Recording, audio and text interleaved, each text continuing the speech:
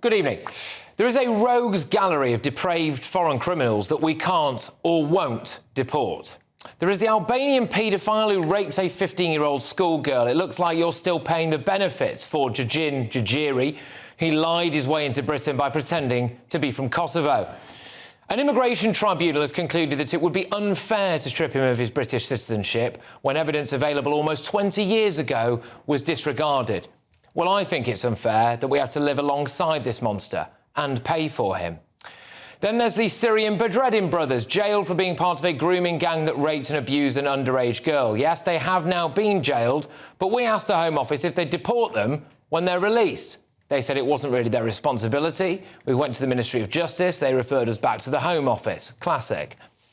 There's the members of the Rochdale grooming gang, Kari Rauf and Adil Khan.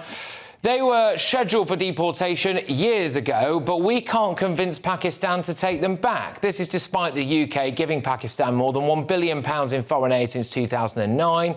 If that can't convince Pakistan to take these wrong-uns back, then what's the point? We're weak. Wabi Mohammed was jailed for his role in planning the 21/7 bombings, a failed attempt on July the 21st, 2005 to replicate those 7/7 bomb attacks, which killed 52 in London 2 weeks earlier. Can't get rid of him. Mohammed, a Somali immigrant, was released on bail in 2013. His lawyers have since used human rights laws to resist deportation. Nigerian child rapist Akin Shipe attacked a 13-year-old girl. He was due to be sent home after losing an appeal after another appeal in the British courts. But the European Court of Human Rights said this would breach his right to a private and family life. But it doesn't have to be this way. France ignored the ECHR and deported an Uzbek terrorist. They put him on a plane, he was gone, he was arrested on arrival, sorted. No massive outcry, they just did it. Gambian national Joachim Cardos was jailed for 8 years for rape and sentenced to a further 3 years for dealing cannabis. Now, he suddenly developed schizophrenia in prison, and despite us, get this, offering to give him enough medicine to last 3 months, plus £1,250 to buy further supplies of the prescription drugs he needed, he refused to go home. Well, all right, but then the judges said that we couldn't deport him either because it risks, quotes, social isolation and stigmatisation in his own country.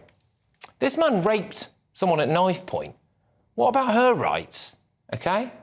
All of these people could be deported. We could ignore the ECHR. We could flex our international muscles when it comes to foreign aid. Our own domestic judges, people leading tribunals, could decide against them, couldn't they?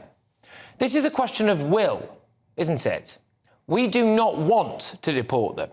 There will probably be hundreds, if not thousands of these people, but we won't know because, as it stands, the government is refusing to publish the data on how many asylum seekers or people with pending visa applications have committed violent or sexual crimes. It's always about their rights, OK? What about our right not to have to live with these monsters?